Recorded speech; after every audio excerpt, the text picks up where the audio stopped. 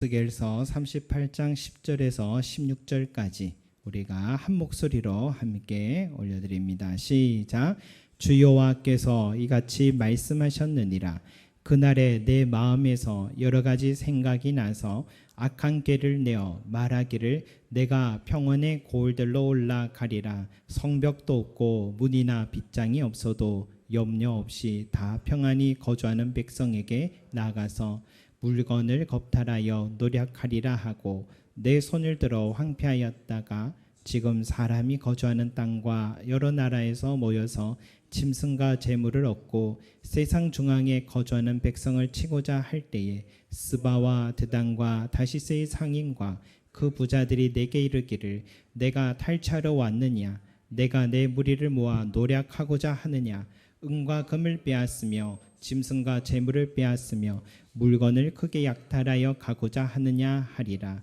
인자야, 너는 또 예언하여 고객에게 이르기를 주 여호와께서 이같이 말씀하시기를 내 백성 이스라엘의 평안히 거주하는 날에 내가 어찌 그것을 알지 못하겠느냐. 내가 내 고국 땅 북쪽 끝에서 많은 백성 곧 다 말을 탄 큰 무리와 능한 군대와 함께 오되 구름이 땅을 덮은 같이 내 백성 이스라엘을 치러 오리라. 고가 끝날에 내가 너를 이끌어다가 내 땅을 치게 하리니 이는 내가 너로 말미암아 이방 사람의 눈앞에서 내 거룩함을 나타내어 그들이 다 나를 알게 하려 함이라. 아멘. 여러분, 에스겔 선지자에게 우리 하나님은요, 북방에서 연합한 민족이 쳐들어올 것임을 예언하셨습니다. 그들은 바로 마곡 땅의 로스 왕과 메섹과 두발 땅의 곡 왕을 중심으로 여러 민족이 연합군이 되어서 이스라엘을 치기 위해 온다라고 말씀했습니다. 북방에서 쳐들어온 마곡, 메섹, 두발 땅은 여러분 누구를 상징할까? 먼저 북이스라엘을 멸망시킨 아수르를 생각해 볼 수가 있습니다. 그리고 남유다를 포로로 끌고 간 바벨론도 생각해 볼 수 있습니다. 실제 에스겔과 유다 사람들은 지금 이 바벨론에서 포로 생활을 하고 있습니다. 여러분, 이 아수르 또 바벨론 같은 나라가 곡과 마곡이라는 상징일 수 있겠다는 거죠. 그 이유는요, 그들이 이스라엘 땅을 점령했기 때문이죠. 그래서 11절, 12절에 내가 평원의 고을들을 올라가리라. 성벽도 없고 문이나 빗장이 없어도 염려 없이 다 평안히 거주하는 백성이 나가서 물건을 겁탈하며 노력하리라.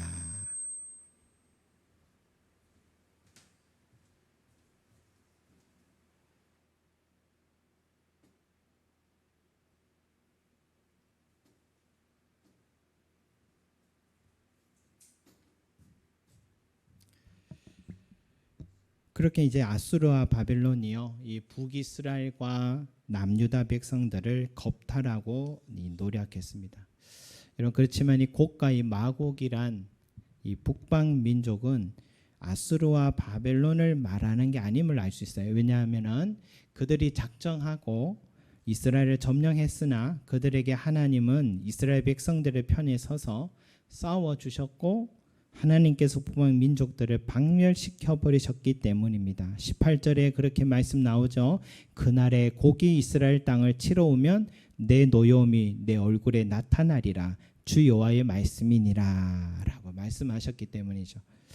그런데 지금 이스라엘과 유다 형편은 좀 어떻습니까? 에스겔이 계시를 받고 있는 지금도요, 이스라엘은 멸망당하고요, 유다는 바벨론의 포로 생활하고 있기 때문이에요. 북방에서 쳐들어온 곡과 마곡 연합군이 하나님의 손에 초토화된다고 하셨지만 도리어 유다 지역이 북방에서 온 바벨론에 초토화됐고 백성들은 포로로 끌려와 노예 생활을 지금 하고 있습니다. 또 북방에서 온 곡과 마곡이요, 아수르와 바벨론이 아니라고 말할 수 있는 것은 이들을 향한 하나님의 노여움이 먼 미래에 일어날 일을 기록한 이 계시록에 나온 종말의 때와 매우 유사하기 때문인 겁니다. 요한계시록에 이런 말씀이 있죠. 요한계시록 20장 9절 10절에 제가 읽어드리겠습니다. 그들이 지면에 널리 퍼져 성도들의 진과 사랑하는 성을 두루매 하늘에서 불이 내려와 그들을 태워버리고 또 그들을 미혹하는 마귀가 불과 유황못에 던져지니 거기는 그 짐승과 거짓 선지자도 있어 세세토록 밤낮 괴로움을 받으리라 라는 말씀이 있어요. 그러니까 이 북방에서 내려온 민족들인 곡과 마곡은 아수르와 바벨론이 아니라 요한계시록이라는 짐승의 군대를 말하는 것이다 볼 수 있어요. 참 공교롭게도 요한계시록 20장 7절 8절에 정확한 그 이름까지 나옵니다. 천년이 참에 사탄이 그 옥에서 놓여 나와서 땅의 사방 백성 곧 곡과 마곡을 미혹하고 모아 싸움을 붙이리니 그 수가 바다의 모래 같으리라 라고 했어요. 그러니까 곡과 마곡은 사탄의 세력이다 라고 우리는 볼 수가 있는 것입니다. 그러면 오늘 지금 이 에스겔을 통한 환상의 이 장면, 예언의 이 장면은 언제를 말하느냐? 바로 예수님께서 초림하신 후에 이제 재림하시기까지 그 사이의 시간에 말씀하시는 것이에요. 바로 저와 여러분들이 살아가고 있는 이 시대에 일어나는 일을 말해주고 있는 것입니다. 그러니까 여기에 나온 이스라엘 백성들은 우리를 말하는 겁니다. 과거의 이스라엘 백성이 아니라 새 시대 새 언약 맺은 이스라엘 백성들인 우리들을 말하는 겁니다. 그 증거가 뭐냐? 37장 26절에 내가 그들과 화평의 언약을 세워 영원한 언약이 되게 하고 또 그들을 경고하고 번성하게 하며 내 성소를 그 가운데 세워 영원히 이르게 하리라 했던 이 화평의 언약, 영원한 언약은요 언제 맺어집니까? 예수 그리스도께서 십자가에 죽으시고 부활하심으로 맺어진 언약이죠. 그런 예수를 믿고서 얻게 된 언약이기 때문에 오늘 우리를 향한 얘기입니다. 그래서 이걸 총정리해 보면 곡과 마곡에 대한 예언은 앞으로 우리에게 일어날 일을 말하는 것입니다. 이미 예수님이 초림하셨고 우리는 재림에 또한 기다리는 자들이죠. 우리는 예수님 믿음으로 화평의 언약, 영원한 언약을 받은 자리입니다. 하나님의 백성들이 되는 거죠. 곡과 마곡은 사탄의 세력입니다. 그들은 자신들의 때가 얼마 남지 않았음을 알고서 이스라엘 새 언약 백성들은 우리를 향해서 공격하고 유혹하고 노력하려고 달려들고 있는 현장의 모습들이다. 그러나 여러분 어떻습니까? 사탄의 세력들이 계속해서 넘보려고 하지만 새 언약을 맺은 하나님 백성들의 모습은 어떻습니까? 평안하기만 합니다. 11절에서 보면 성벽도 없고 문이나 빗장이 없고 염려 없이 다 평안히 거주하는 백성이라는 말이 나와요. 바로 하나님 백성들의 삶을 말하는 겁니다. 또한 하나님은 사탄의 세력들 이렇게 평안한 하나님 백성 향해 연합군대를 만들어 총공격하려는 것을 그대로 두십니다. 왜? 그들을 한꺼번에 몰살시키려고. 그게 바로 19절에 말씀 나오죠. 큰 지진이 이스라엘 땅에 일어나고 20절에는 지면의 모든 생명과 생물들이 내 앞에서 떨 것이고 모든 산과 절벽과 성벽이 땅에 무너지리라. 21절에 각 사람이 칼로 그 형제를 칠 것이며 22절에 전염병과 폭우와 큰 우박덩이와 불과 유황으로 비 내리듯 하리라. 그래서 23절에 이같이 내가 여러 나라의 눈에 내 위대함과 내 거룩함을 나타내어 나를 알게 하려니 내가 여호와인 줄을 그들이 알리라. 마지막에 사탄의 세력의 공격이 거세다 할지라도 우리 하나님께서 그들을 초토화시키는 그 장면을 우리는 지금 보고 있는 것입니다. 여러분, 우리가 끝을 안다는 것은 참 위로가 되고 마음을 안정시켜 줍니다. 오늘 이 말씀 우리에게 큰 위로를 주죠.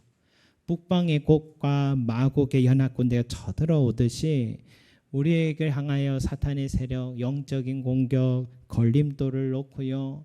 우리 여정의 웅덩이를 파고요. 끊임없이 우리를 넘어뜨리려고 한다는 것도 사실을 잊어서는 안 됩니다. 하지만 예수 그리스도를 믿어서 하나님과 언약을 새 언약을 맺은 우리 그리스도인들의 삶은 하나님의 돌보신 가운데 있기 때문에 문이 없고 빗장이 없고 성벽이 없다 할지라도 평안하고 염려가 없이 지낼 수 있다는 것이죠. 그래서 우리가 여정에서 잠시 위기가 있는 것 같고 사탄의 세력 공격 우세한 것 같지만 하나님은요, 두려워하지 말라. 그거는 한꺼번에 그들을 몰살시키려고 지금 때를 보고 있을 뿐이지 결국 무참히 그들은 패배할 것이다 라고 말씀해 주고 있는 것입니다. 믿으시기 바랍니다. 여러분, 존 버년 목사님이 쓴 이 철로 역정에서요, 거기에 나오는 주인공이 그 순례자의 이야기가, 주인공 이름이 크리스 찬이라고 하잖아요. 그 사람은 인생을 살다가 이 멸망의 도시에서 이제 벗어나 천국문을 향해 걸어가는 순례자로서 선택을 하게 되는데, 그래서 이 찰스 스펄전 목사님은 뭐라고 했냐면, 철로 역정은 성경 다음으로 최고의 작품이다. 나는 이 책을 적어도 100번 이상 읽었다라고 그렇게 말했을 정도입니다. 그래 우리도요, 성경책을 읽지만은 철로 역정 같은 신앙 고전을 통해서 지금 나의 여정은 지금 어디 있는지, 내게 지금 일어나고 있는 일들이 어떻게 바라보고 영적으로 해석해야 될 것인지를 우리가 잘 묵상하면 유익이 될 것 같습니다. 철로 역정에서 이 크리스천이라는 이름 안의 순례자가요, 이 멸망의 도시를 떠나서 이 천국을 향하는 길을 걷다가 드디어 한 언덕에 세워진 십자가를 바라보게 됩니다. 그 옆에는, 아래에는 무덤이 하나 있었어요. 그가 십자가를 가까이 하는 순간 그의 어깨에 메고 있던 큰 무거운 짐이 떨어지더니 떼굴떼굴 굴러서 무덤 속으로 들어가 버리는 거예요. 그때 그 홀가분한 기쁨, 또 그 기쁨을 참을 수 없이 외쳐요. 주께서 괴로움을 당함으로 내게 평안을 주셨고 주께서 목숨을 버리사 내게 영생을 주셨나이다. 오랜 영적인 방황을 마치고요, 비로소 하나님 앞에 서게 돼서 너무나 기뻤습니다. 동시에 그는 십자가를 바라보니까 예수님께서 자신의 죄를 위해 큰 고통을 참으신 것을 깨닫게 되니까 가슴이 뜨거워졌습니다. 그때 천사가 다가 이렇게 외칩니다. 당신은 이제 죄를 용서받았습니다. 그 순간에 그의 누더기 같은 옷이 벗겨지고 새 옷으로 갈아입고 그의 이마에는 어떤 표시가 새겨졌고 말씀이 적힌 두루마리와 열쇠가 그의 손에 쥐어줍니다.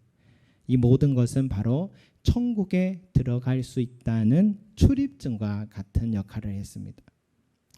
여러분, 우리에게도요, 이런 순간은 다 있지 않습니까? 처음 예수님 만나고 예수님 믿고 성령의 인침받고 하나님의 자녀가 되는 그 순간이 있었습니다. 이제는 하나님의 백성이 되어서 영원한 생명을 받은 자로 이제 살아가게 됩니다. 하나님께 살아계심을 체험하니까요, 세상 모든 것을 다 얻은 것 같고 모든 걸 해낼 수 있을 것 같습니다. 그런데 여러분, 정말 그렇습니까? 이제 다 완성된 걸까요? 사실은 그때가 이제 시작이다라고 할 수 있죠. 이제 우리는 천국문을 향한 순례자의 길을 이제 걷기 시작한 겁니다. 물론 십자가에서 구원받은 자가 된 건 가장 큰 은혜의 축복이지만 그것은 구원의 여정의 시작이지 완성은 아닙니다.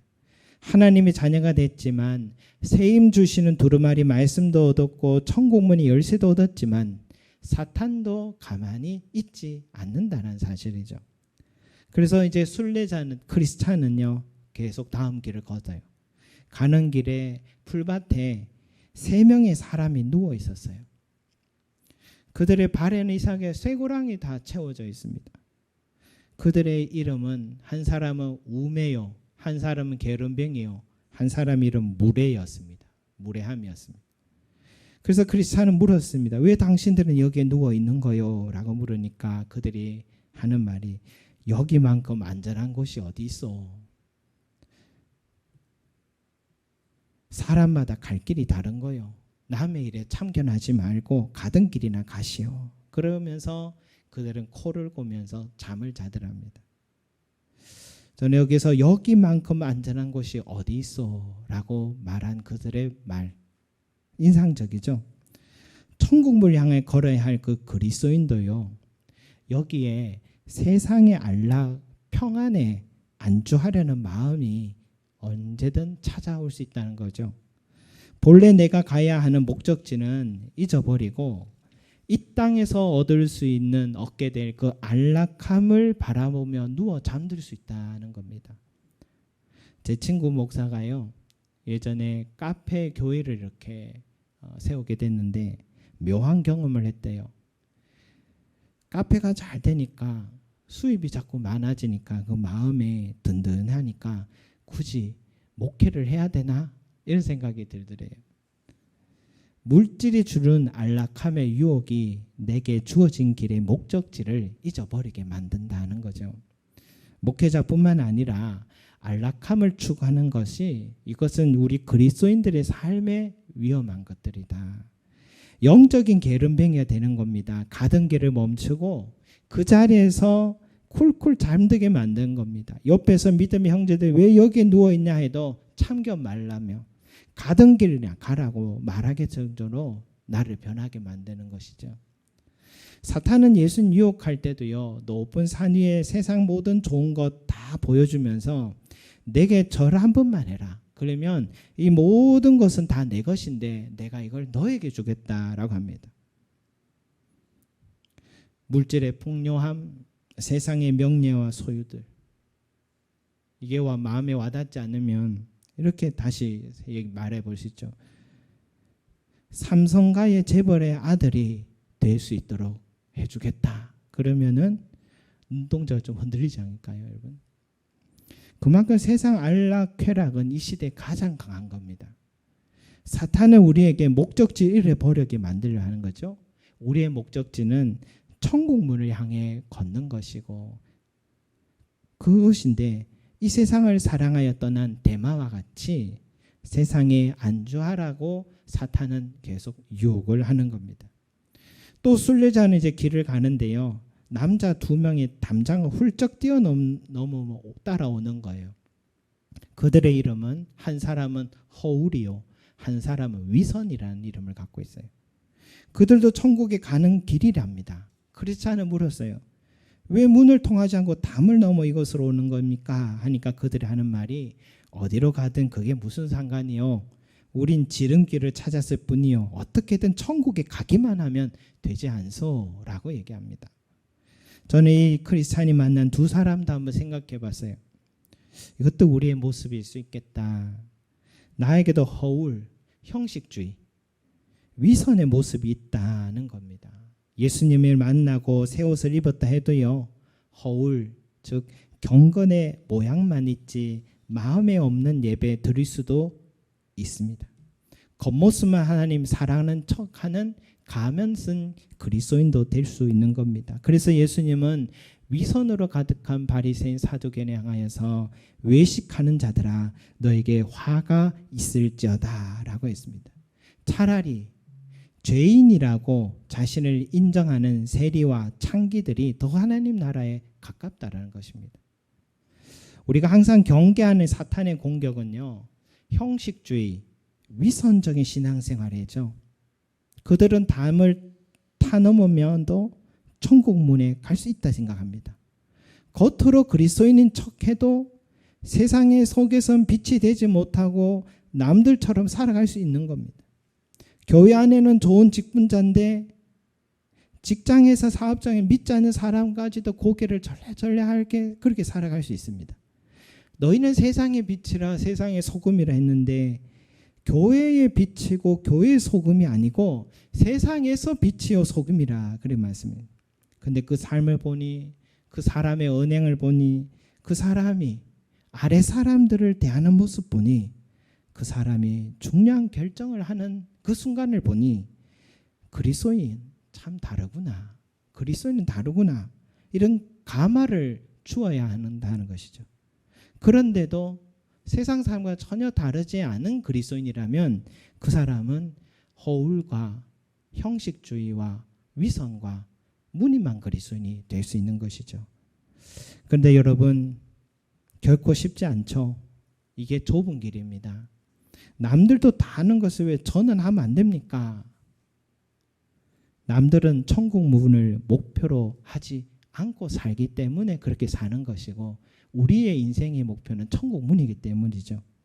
그리스도인은 담을 타넘으면서 수단과 방법을 가리지 않으면서 요행을 바라면서 천국 문에 다다를 수 없다라는 말씀이죠. 여러분, 이것이 우리 그리스도인들이 항상 경계해야 하는 사탄의 유혹임을 기억해야 될 것입니다. 드디어 이제 순례자는 아름다운 집에 이르게 돼요. 그 집은 순례자들이 위로를 얻고 쉼을 갖고 재무장할 수 있는 그런 집인데, 이 아름다운 집에 이제 이르러야 합니다. 통과해야 되는데, 근데 그 문 앞에 2마리의 사자가 기다리고 있는 거예요. 그 2마리의 사자를 지나쳐야지만 아름다운 집을 이룰 수가 있습니다. 근데 사자의 울음소리만 해도 간이 떨려요. 그 이빨과 발톱은 너무 날카로워요. 그러나 이 사이를 지나야 됐습니다. 그래서 건너편에 집을 문지기가 괜찮다는 손짓하면서 이렇게 말해요. 사자들은 쇠사슬에 매여 있으니 무서워하실 필요가 없습니다. 길 한가운데 곧장 걸어오시면 아무 일도 없을 겁니다. 그래서 크리스찬은요, 문지기의 말 한번 믿어보자. 주님께서 나와 함께 하시잖아 하면서 길 한가운데를 걸었습니다. 사자들은 날카로운 이빨 드러내고 물려고 달려들었는데 그 발톱이 이 크리스찬을 향해서 닿지를 않습니다. 그래서 무사하게 지나갔어요. 문지기 이렇게 말해요. 대부분의 사람들은 겁부터 먹고 돌아가기 있습니다. 그래도 당신은 엄청난 용기를 내신 겁니다 라고 했습니다. 이 부분은 우리에게 이런 깨달음 주죠. 어르렁거리지만 믿음으로 걷는 크리스찬에게 이 사자의 이빨과 발톱이 닿지 않는 것은 쇠사슬에 묶여있기 때문이듯이, 끊임없이 사탄은 천국의 문을 향해 걷고 있는 우리 그리스도인들에게 위협은 할지 모르지만 그 머리털 하나도 건들 수 없다라는 사실인 것입니다. 그래서 바울이 말했죠. 만일 하나님이 우리를 위하시면 누가 우리를 대적하리요? 누가 능히 하나님께서 택하신 자들을 고발하리요? 의롭다 하신 이는 하나님이시니 누가 정죄하리요? 누가 우리를 그리스도의 사랑에서 끊으리요? 환난이나 공고나 박해나 기근이나 적신이나 위험이나 칼이랴 우리를 우리 주 그리스도 예수 안에 있는 하나님의 사랑에서 끊을 수 없으리라 라고 말씀한 겁니다. 여러분, 우리도요 천국의 문을 향해 걷는 순례자들입니다. 이 길을 걷다 보면 어느 순간 내 건강에 빨간불이 켜질 때가 있습니다. 그때 얼마나 낙심이 되고 눈물 납니까? 직장의 사업장에 어려움이 찾아오면 무엇 먹고 살아야 하나 하는 두려움도 찾아옵니다. 내 실수로 아니면 오해와 모함 때문에 내 주변의 사람들이 나를 떠날 때 내가 다시 인생을 제대로 살 수 있을까 낙심도 찾아옵니다. 오늘 우리 박연란 집사님의 가정에도 제가 잠시 방문했지만 10년 만에 우리 집사님의 아들을 만나게 됐습니다. 사업의 어려움으로 유일하게 어머님께 참 기대려고 찾아 밥 한 끼 먹으러 왔기에 저도 기도해 드릴 수 있었고 오늘 이 말씀을 전해 드릴 수가 있었습니다. 여러분, 우리 인생에 위험도 있고 공고함도 있고 실패도 있고 사람들 내난 박해도 있고 모든 것을 잃어버릴 기근도 있어도 그것들이 사자와 같이요 우리의 발길을 다시 돌아서게 할 만큼 두렵게 하더라도 내 삶은 여기까지인가 보다 하는 절망의 늪에 빠뜨려도 우리가 꼭 잊지 말아야 될 것은 하나님의 사랑에서 우리를 끊어낼 수 없다는 사실을 믿으시기 바랍니다. 고가 이 마곡은요, 이 시대 우리를 향한 사탄의 공격 말합니다. 그들은 연합해 문도 없고 빗장도 없는 우리 삶에 쳐들어와 모든 것을 빼앗아 가려고 합니다. 그 순간까지 하나님은 계시지 않은 듯 뒷짐지고 계신 듯 느껴지는 서운함이 있더라도, 그래서 그들은 모두 승리한 줄 알고 잔치를 벌이고 우리 낙심이 찾아오더라도, 그러나 그것들은 그들의 늪이었다는 것, 그것이 하나님의 지혜였다는 것, 사탄을 모조리 몰살시키려는 하나님의 계획이 없다는 사실을 기억하고요.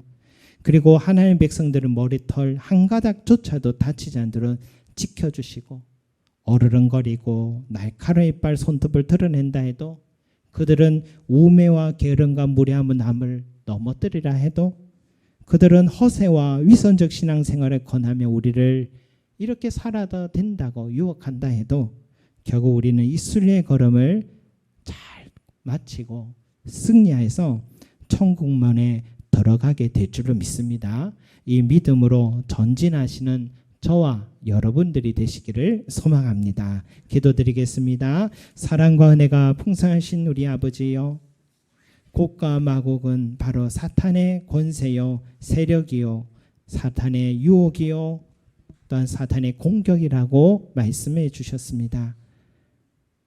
그러나 결국은 하나님께서 모든 이방인들이 보는 앞에서 하나님의 영광과 거룩함을 드러내신 만큼 그 사탄의 세력을 무참히 멸망시키는 모습을 보여주셨습니다. 주여, 우리의 삶에도 사탄은 우리를 위협합니다. 사자와 같이 위협하고, 내 삶은 여기까지인가 보다 하는 낙심과 두려움과 기근과 박해와 공고가 찾아오게 합니다. 그러나 우리를 사랑하신 그 하나님의 사랑에서 우리를 끊어낼 수 없다라는 사실을 주님, 우리가 늘 잊지 말게 하여 주시고, 주여, 우리가 신앙의 여정을 걷는 가운데 우리를 넘어뜨리게 하고 지체하게 하고 또 게으르게 하고 나태하게 하는 모든 유혹 속에서 주님, 우리의 손을 꼭 잡아주셔서 결국은 승리하는 천국문에 잘 도달하는 우리 모든 그리스도인들이 될 수 있게 축복해 주시옵소서. 감사드리며 예수 그리스도 이름으로 기도드립니다. 아멘.